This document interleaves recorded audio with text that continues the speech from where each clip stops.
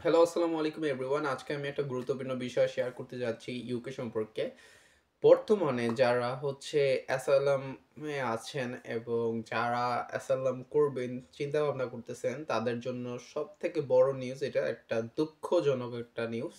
তো এটা বলতে পারেন খুবই একটা ব্যাড নিউজ। আর অনেকে আমার ভিডিও দেখে এবং নক দেয় এবং অনেকে জিজ্ঞেস করে যে ভাইয়া যে পড়াশোনা যদি আমি ইউকেতে আসার পরে কন্টিনিউ না করি, যদি অ্যাসাইলাম করি বা অন্য কোনো ওয়েতে যদি যাই সেই সিস্টেমটা।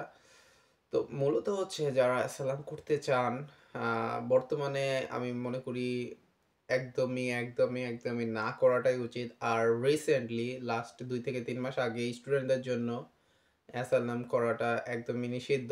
অ্যাসাইলাম করলেও আপনি গ্রান্ট হবেন না।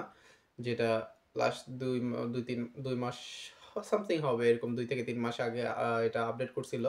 বাট নাও যেটা হইতে যাচ্ছে সেটা হচ্ছে খুবই মানে ভয়ানক একটা বিষয়। যেটা যারা অলরেডি অ্যাসাইলাম মানে এপ্লাই করছে আ আর যারা ভবিষ্যতে করবে তাদের জন্য এটা। মানে আপনি যদি পার্মানেন্ট রেসিডেন্সিয়াল পেতে চান মানে a indefinite leave to remain ILR. So এটার জন্য আপনাকে ২০ বছর অপেক্ষা করতে হবে। সো এই জিনিসটা হচ্ছে খুবই মানে একটা ভয়ানক বিষয় যেটা আগে আপনারা ৫ বছর থাকলে মানে পেয়ে যাইতেন। অ্যাসাইলাম করার ৫ বছর পরে একটা ভালো-মন্দ একটা ডিসিশন চলে আসতো।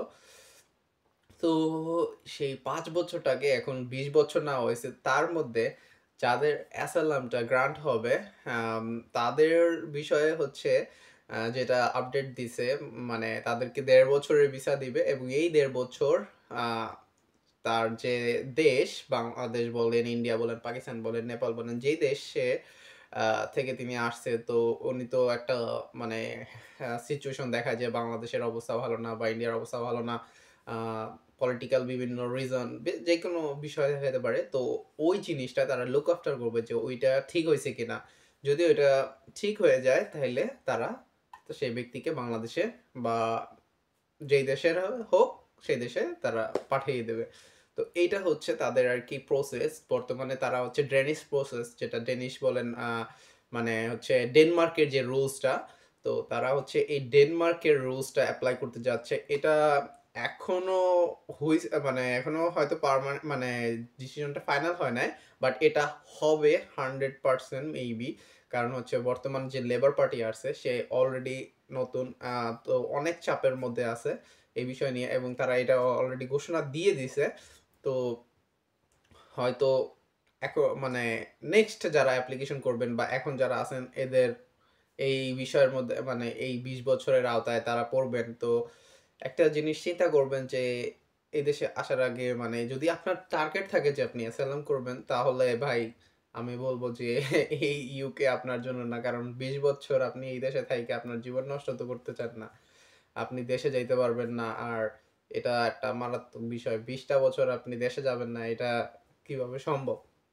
অনেকে মনে করেন যে ভাই দেশ থেকে চলে আসছি আর দেশে যাব না। বাট দেশ থেকে দূরে থাকাটা এটা যখন আপনি দেশ থেকে আসবেন যারা আছে তারাই বুঝে।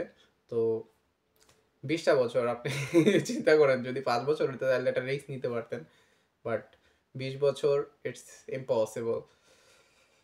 তো আর সচরাচর আমি এখন থেকে আ এই স্টুডেন্ট রিলেটেড বা বলেন ইউকে রিলেটেড যে সকল ভিসা রুলস যেগুলো হবে সেই বিষয়ে আপডেট দিয়ে আসবো। আর আমার যে ইউটিউব চ্যানেলটা ছিল ধানসিঁড়ি টিভি নিউজ ওইটায় তো আমি অলওয়েজ স্টুডেন্ট রিলেটেড ভিডিও বানাইতাম। বাট লাস্ট ইউকে আসার পর থেকে এই ১ বছরে আমি কোনো ভিডিও বানাই নাই। তো এই ভিডিওটা সেইখানেই যাবে আর আমার ইউটিউব চ্যানেলের নামও চেঞ্জ করা হতে পারে। তো বেসিক্যালি আমি সকল স্টুডেন্ট আপডেট আমি ওইখানে দিব। আর মেইন কথা হচ্ছে যদি আপনার পড়াশোনার টার্গেট থাকে একটা ভালো সাবজেক্ট নিয়ে আসেন। ভাই পড়াশোনা শেষ করেন, ভালো একটা চাকরি করেন। আপনি পড়াশোনা আপনার যখন হায়ার ডিগ্রি একটা উচ্চশিক্ষা ভালো একটা দেশ থেকে আপনার যখন ভালো একটা ইউনিভার্সিটি থেকে একটা ডিগ্রি থাকবে, আপনি জব পাবেন ইনশাআল্লাহ এটা আশা করা যাক। কিন্তু যখন যদি আমি স্পেশালি ব্যাচেলরের কথা বলি কারণ এইসব অ্যাসাইলাম গুলা বেশি করে ব্যাচেলররা যার কারণ হচ্ছে তাদের ৩-৪ বছরের টিউশন ফি টানতে হয়। তো এটা ভেরি মানে খুবই একটা কষ্টজনক বিষয়। মানে এটা ইম্পসিবল হয়ে যায় অনেকটা সময় যে এত ৩ বছরের টিউশন ফি কিভাবে ইনকাম করে পে করব পার্ট টাইম জব করে, এটা মানে ফ্যামিলি ব্যাকআপ ছাড়া এটা সম্ভব না। তো এই ক্ষেত্রে হচ্ছে আমি বলব যে আপনারা একটা ভালো সাবজেক্ট নিয়ে আসেন। পড়াশোনা কমপ্লিট করেন।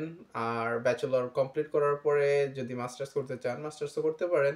এই এই কারণে আপনার যখন ৩, ৪, ৫ বছরের একটা এক্সপেরিয়েন্স হয়ে যাবে, আপনার জব পাওয়াটা তখন আরো ইজি হয়ে যাবে।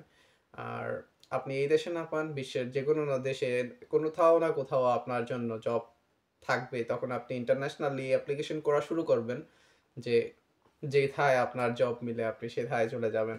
তো এই হচ্ছে বিষয়। তো অ্যাসাইলামের বিষয়টা এইটা নতুন করা হইছে। তো এই বিষয়ে হয়তো আরো কিছু আপডেট আসতে পারে। কারণ ইউকে গভর্নমেন্ট প্রতিনিয়ত নতুন রুলস করতেছে। কারণ অবৈধ যারা এই যে বোটে করে প্রচুর পরিমাণে লোক আসতেছে। আ স্পেশালি ইউরোপ কান্ট্রি থেকে এইগুলা আসতেছে।